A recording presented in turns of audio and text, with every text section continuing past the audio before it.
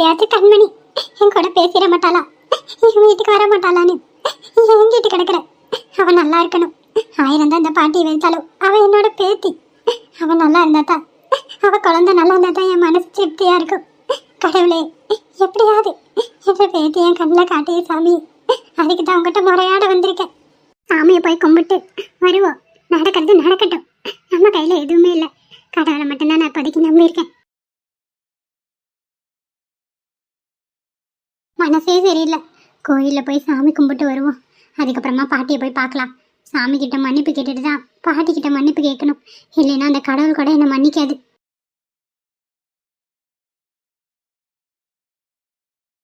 அங்க போறது பாட்டி மாதிரியே இருக்கு. பாட்டியே தான். பாட்டி போயிட்டாங்களே. சரி, போய் பின்னாடியே கூப்பிடுவோம்.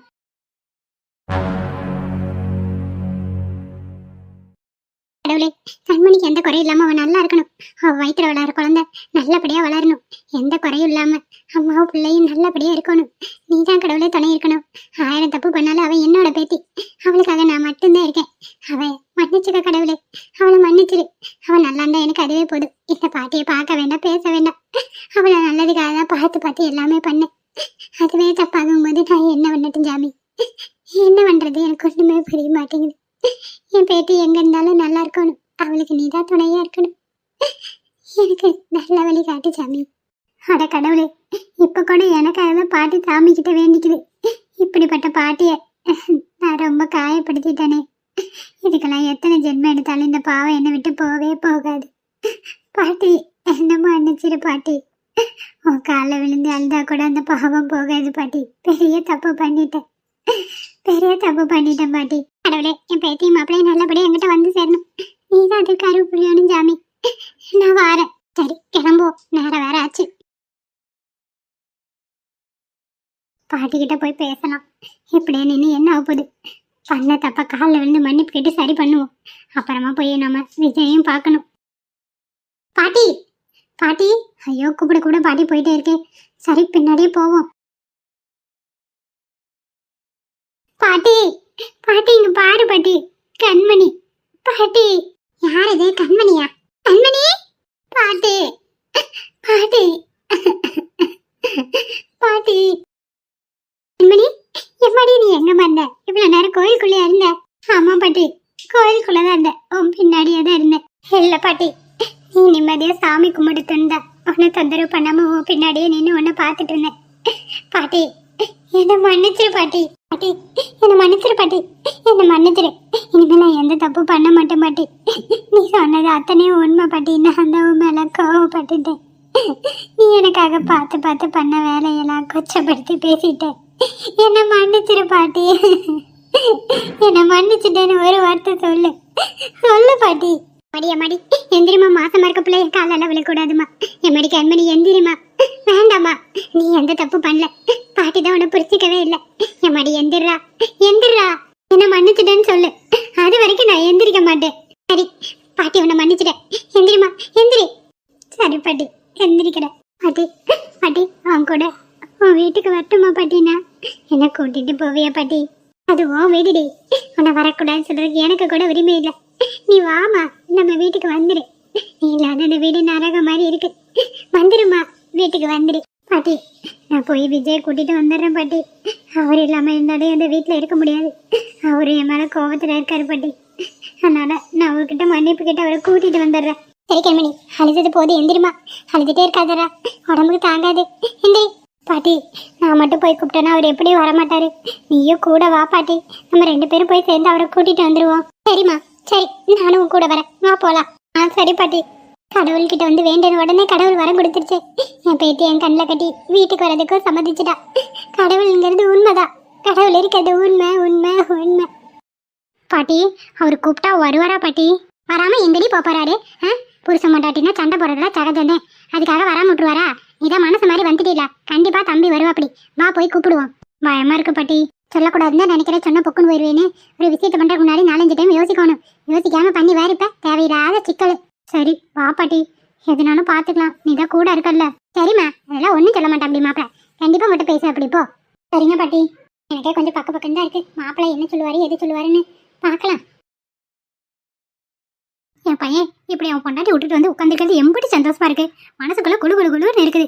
என்னத்தை சொல்றது தெரியல. ஒரு மழை பெஞ்சா கூட அந்த குளிர் குளிராது. இப்ப மனசுக்குள்ள அந்த குளிர் குளிருது. அவ்வளோ சந்தோஷம். எல்லாம் யாரால? எல்லாம் அதை வீண பண்ண அவளாத. அவ வராத போனது எனக்கு ரொம்ப சந்தோஷம். சம்மந்தியம்மா எவ்வா சம்மந்தியம்மா கும்மந்தியம்மான்ட்டு இது கனவா இல்ல நெசமா? ஐயோ என்னது இது? அத்தா அவர் எங்க அத்தா? அடியே ஒத்தகத்தனா பல்லெல்லாம் தட்டி போடுவடி. யாரு கத்தா? யாருடி நீ? முதல்ல யார் உங்களை வீட்டுக்குள்ள விட்டது? அம்மணி இரு நான் பேசிக்கிறேன். சம்மந்தியம்மா கொஞ்சம் கோவப்பட சொல்றதை கேளுங்க சம்மந்தியம்மா. கிளவி உனக்கு நான் சொல்றது புரியுதா புரியலையா? எதுக்கு 2 பேரும் உள்ள வந்தீங்க? அவதான் அவ கூட வாழ மாட்டேன்னு சொல்லிட்டு வந்துட்டால. அப்புறம் என்ன? எதுக்கு நீங்க வந்தா? ஏய் எதுக்கு வந்தா என்ன? நான் அவர்கிட்ட கொஞ்சம் பேசணும் அத்தா. ப்ளீஸ் அவர் எங்க இருக்காருன்னு சொல்லுங்க. இல்லைன்னா நானே போய் பாத்துக்கிறேன். ஒரு விட்டு கால் எடுத்து வச்சுன்னு வச்சுக்கோ. கோல் அப்படியே தரிச்சிடும் தெரிஞ்சுக்கோ. அவெல்லாம் உன் கூட பேச மாட்டான்.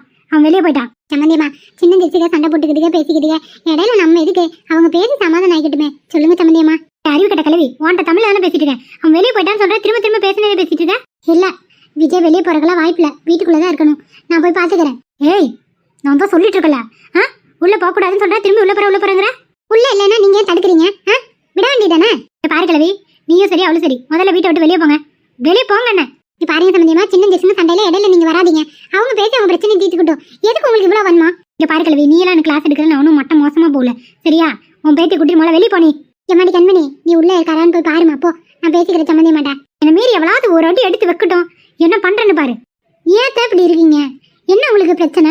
நானும் விஜய் சண்டை போடுவோம் சேருவோம். அது எங்க இஷ்டம். நீங்க ஏன் இடையில வரீங்க? ஏன்னா இது ஏன் வீடு. ஐயோ சம்மந்தி சொன்னதே திரும்ப திரும்ப சொல்லிட்டு இருக்கீங்க. அந்த பிள்ளை போய் பார்த்துட்டு வரட்டும். கொஞ்சம் பொறுங்க நம்ம பேசிட்டு இருக்கலாம். அவன்கிட்ட பேசுறதுக்கு எனக்கு ஒன்றும் இல்லை. முதல்ல வெளியே போங்க 2 பேரும். பாட்டி நீ இரு பாட்டி நான் வந்துடுறேன். சரிம்மா நீ மேலே போய் பாரு. சொல்ல ஒரு வார்த்தை கேட்கறாளா? ஏ கண்மணி நில்லுடி. நின்றுட்டு இருந்தா என் வாழ்க்கையை யார் பார்க்கறது? நான் தான் போய் பார்க்கணும். ஏ கிளவி எதுக்கு வீட்டுக்குள்ள வந்து அராஜகம் பண்ணிட்டு இருக்கீங்க? போலீஸ் போன் பண்ணுமா? போலீஸுக்கு போன் பண்ணுங்க. யாருக்கு வேணாலும் போன் பண்ணுங்க. என் பேத்தியை மாப்பிள்ளை பார்த்துட்டு பேசிட்டு தான் போவோம். இல்ல கையோட கூட்டிட்டு தான் போவோம். இதுக்கு மேல பேசுறீங்க நல்லா இருக்காது பத்திக்கோங்க. கிளவி உனக்கு வந்து வாழ்வை பாரு. என் வீட்டுல வந்து நின்றுட்டு என்னையே நீ என்ன சங்கதிங்கிற? தப்பு பண்றவங்கள தட்டி கேட்கறது ஒன்றும் தப்பு இல்ல. என்னைக்கு பையனும் பிள்ளையும் சேர்ந்து வாழக்கூடாதுன்னு நினைச்சா நீ எல்லாம் ஒரு அம்மாவே கிடையாது. ராட்சசி நீங்க ஒண்ணுதே. நானும் போனா போதும் பொறுத்து போயிட்டு இருக்க. ரொம்ப தவற பேசுற. அப்படிதான் பேசுவேன். என் பேச்சு வாழ்க்கையை காப்பாத்த நான் தான் இருக்கேன். நீ ஒண்ணு கிடையாது. உன் பையன் வாழ்க்கை எக்கெடுக்கிட்டு போனா என்ன நினைக்க? நீ எல்லாம் ஒரு தாயா? ஆமா கிழவி நான் தாய் இல்ல பேய். நீ பார்த்தாலே தெரியுது நீ ஒரு பேயின்னு. வந்துட்டா சொல்றக்கு.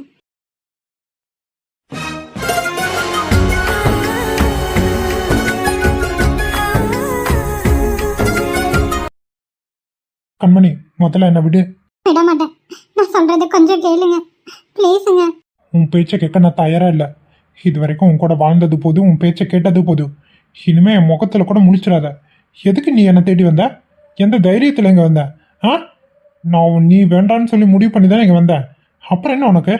என்னங்க நான் சொல்றது கொஞ்சம் கேளுங்க. நான் இது வரைக்கும் பண்ணது எல்லாமே தப்புதான். இல்லைன்னு சொல்ல வரல. நான் பாட்டியை போய் பார்த்தேங்க. என்ன சொல்ற நீ? எனக்கு ஒன்றும் புரியல. பாட்டிய போய் பார்த்தியா? என்னடி சொல்ற? எனக்கு ஒன்றும் புரியல. பாட்டிய பார்த்த பேசுனியா?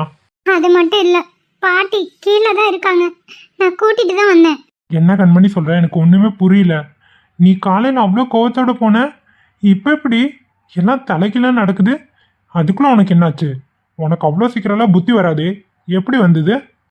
எல்லாத்துக்கும் காரணம் அந்த லூசு ஷில்பா தான். அவ பேச்சு கேட்டுதான் தப்பா நிறைய யோசிக்க ஆரம்பிச்சேன். இந்த விஷயத்துக்கும் அவளுக்கு ஒரு சம்மந்தம் இருக்கு. அவன் நம் நல்லதுக்கு தான் சொல்றான்னு நினைச்சு நான் தான் ஏன் மூலையில ஒரு பக்கம் அவளை உயர்த்தி மத்தம் எல்லாத்தையும் தாழ்த்தி நினைச்சு வச்சிருக்கேன். அது எவ்வளவு பெரிய முட்டாள்தனம் இப்பதான் எனக்கு தெரியுது. இப்ப மட்டும் எப்படி தெரிஞ்சது? எப்படி நீ அவ்வளோ சீக்கிரம் புரிஞ்ச? எனக்கு தெரியலையே.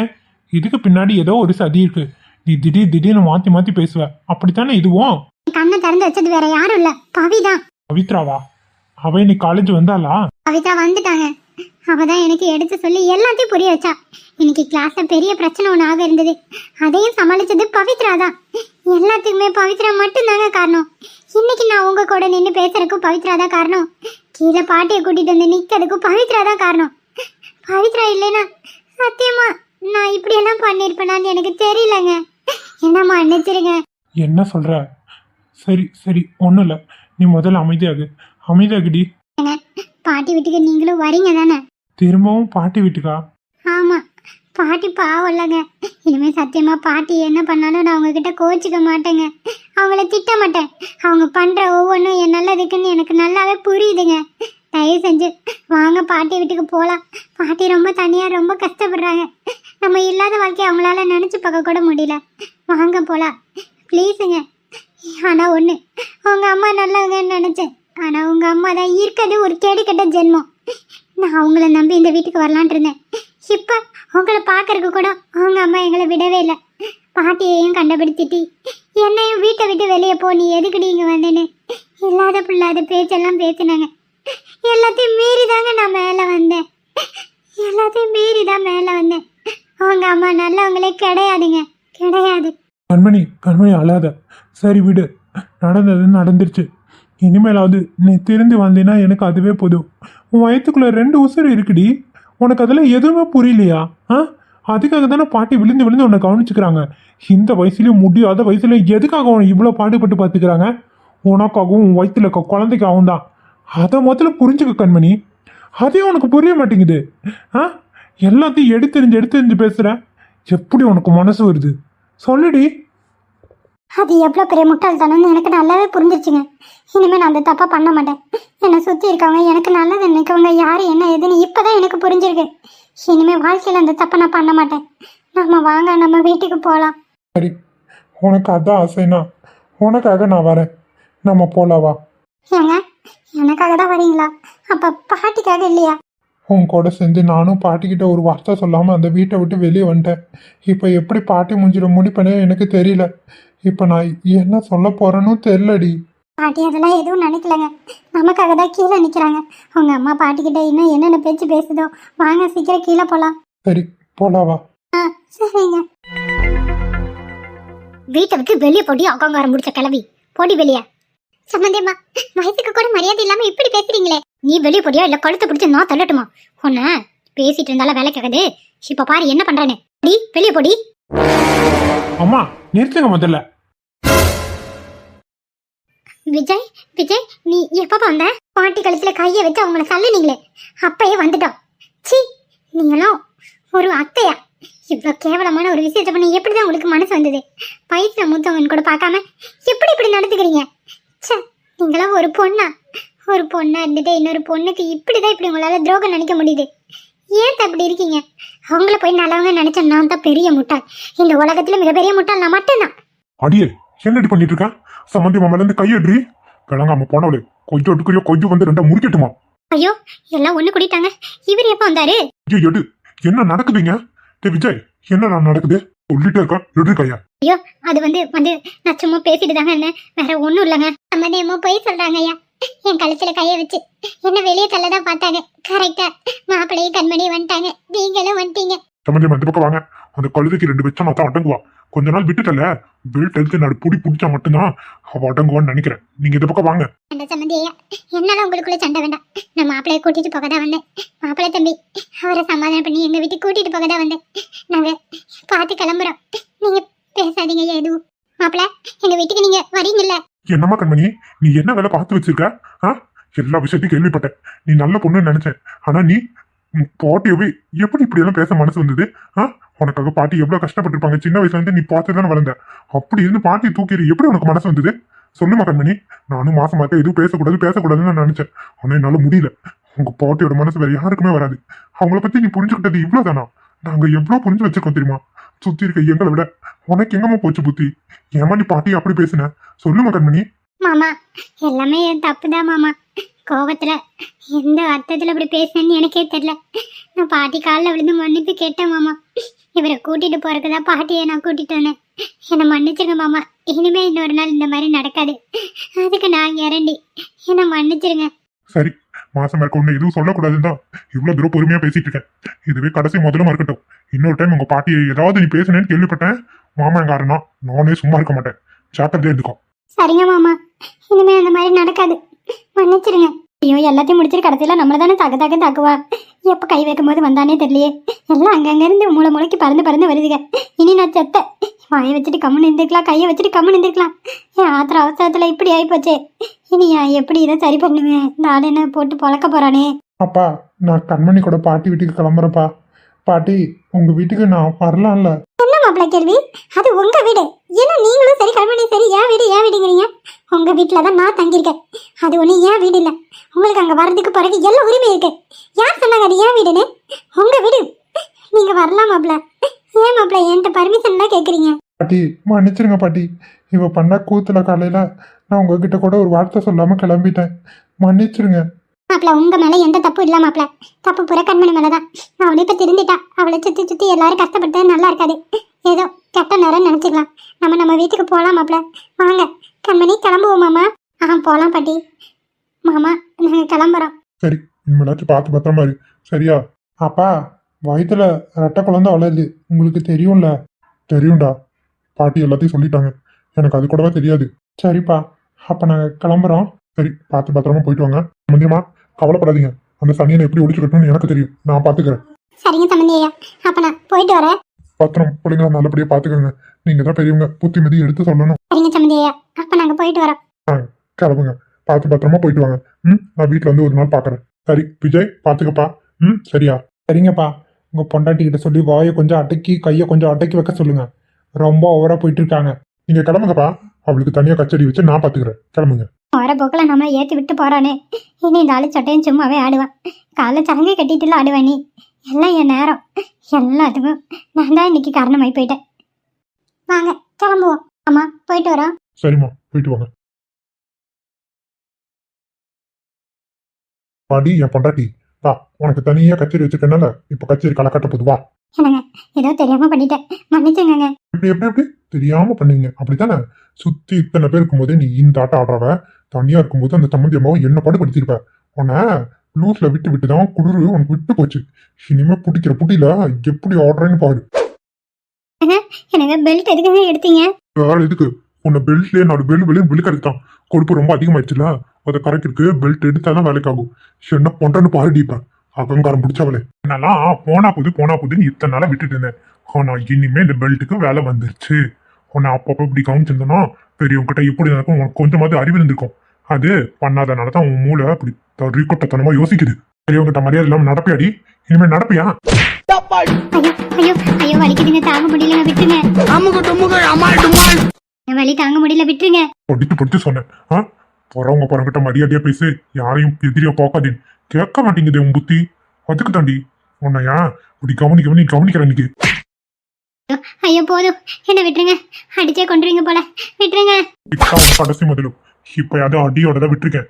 இதே மாதிரி மறுபடியும் பண்ண பெல்ட் கழுத்துக்கு வரும். கழுத்துக்கு வந்து நான் சுத்தும். ஒரு அடியா போய் சேர்ந்துருவேன். ஞாபகம் வச்சுக்கோ. பண்ண மாட்டேன். இனிமே எந்த தப்பு பண்ண மாட்டேன். என்ன விட்டுருங்க. இதுக்கு மேல அடி வாங்கினா செத்தே போயிருவேங்க. விட்டுருங்க என்ன. புடச்சு பொடி. நான் போய் குளிச்சுட்டு வரதுக்குள்ள ஒழுங்கு மேலே இருந்துச்சு வேலையை பாக்குறேன். புரிஞ்சுதா?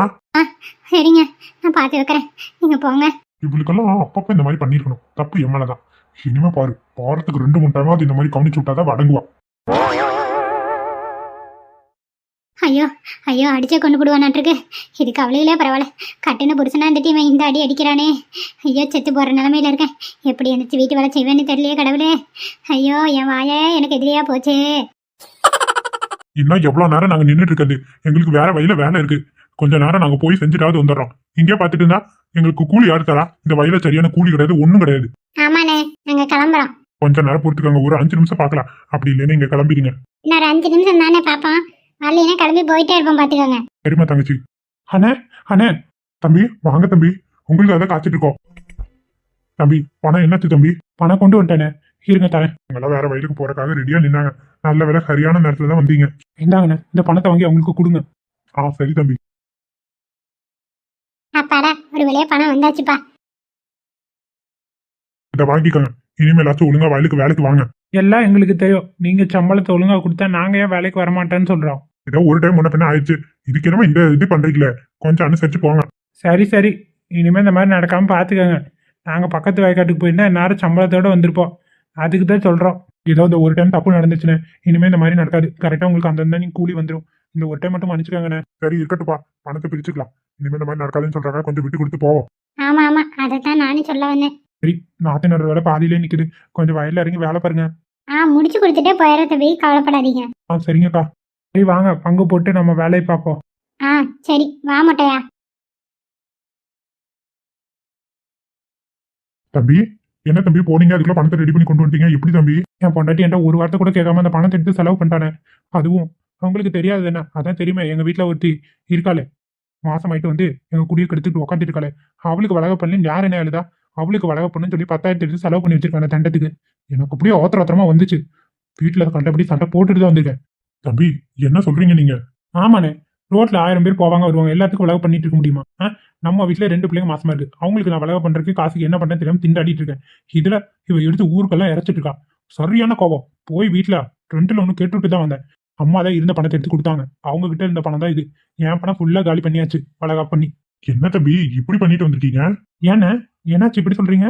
உங்களை நான் என்னமோ நினைச்சேன், நீங்க என்ன தம்பி இவ்வளவு கேவலமா நடந்துக்கிறீங்க? அண்ணே, எல்லாம் எனக்கு தெரியும் தம்பி, உங்க வீட்டு கதையெல்லாம். உங்க மாமா ஒருத்தவங்க பழகி வயிற்றுல பிள்ளை குடிச்சு இந்த ஆளு ஜெயில இருக்கான். இந்த பிள்ளைய அவ பொண்டாட்டி கூட்டிட்டு வந்து வீட்டுல வச்சிருக்கா. இத்தானே உங்க கதை? ஆமாண்ணே, நீங்க என்ன இவ்வளவு கோபப்படுறீங்க? பின்ன என்ன தம்பி எனக்கு புரியல. ஒரு மாசமா இருக்க பிள்ளையோட மனசு உங்களுக்கு புரியுமா புரியாதா? ஏன்னு இப்படி கேக்குறீங்க? எனக்கு கேட்ட கேள்விக்கு பதில் சொல்லுங்க தம்பி. உங்க பொண்டாட்டிய ஒரு வீட்டுல கஷ்டப்படுத்தினா உங்க பொண்டாட்டி மாசமா இருக்கா அப்படி அவங்களுக்கு அந்த வலி வேதனை தெரியுமா தெரியாதா? தெரியும்ண்ணே. அதுக்கு ஏன் தம்பி உங்க பொண்டாட்டிக்கு வந்தா மட்டும் ரத்தமா இருக்கு, அதே மத்த பிள்ளைங்கன்னா தக்காளி சட்னியா? என்ன தம்பி உங்க நியாயம்? இவ்வளவு பெரிய வயல் வச்சு இத்தனை பேரை வேலைக்கு வச்சு எல்லாம் நடத்திட்டு இருக்கிறீங்களே, மனுஷங்களை எப்படி நடத்தணும் உங்களுக்கு தெரியல? ஒழுங்கு மரியாதை வீட்டுக்கு போய் முதல்ல அந்த மாசமா இருக்க பிள்ளைகிட்ட மன்னிப்பு கேளுங்க தம்பி. என்ன பேச்சு பேசிட்டு வந்திருக்கீங்க? அவங்க மனசு எப்படி உடஞ்சு போகும் தெரியுமா? எனக்கு புள்ள இல்ல தம்பி, உங்களுக்கு நல்லா தெரியல. ஏறாத கோயில்ல, இறங்காத கோயில்ல, வேண்டாத கோயில்ல எத்தனை பாடுபட்டிருக்கேன் தெரியுமா? ஒத்த பிள்ளைய அந்த கடவுள் அள்ளி போடல. ஆனா மாசமா இருக்க பிள்ளைய இப்படி மனசு சங்கடப்படுத்தி பேசிட்டு வந்திருக்கீங்க. எனக்கு அடிவயிறுல பத்திக்கிட்டு எரியுது. ஒழுங்கு மரியாதை போய் அந்த பிள்ளை கிட்ட மன்னிப்பு கேட்கற வழி பாருங்க. என்ன தம்பி காரியம் பண்ணிருக்கீங்க? நான் உங்க மேல எவ்வளவு மதிப்பு மரியாதை வச்சிருந்தேன் தெரியுமா? எல்லாத்தையும் ஒத்த நிமிஷத்துல உடச்சிட்டீங்களே. அண்ணே, உங்க மேல எவ்வளவோ மதிப்பு மரியாதை வச்சிருந்தேன், உடச்சு போட்டீங்க தம்பி.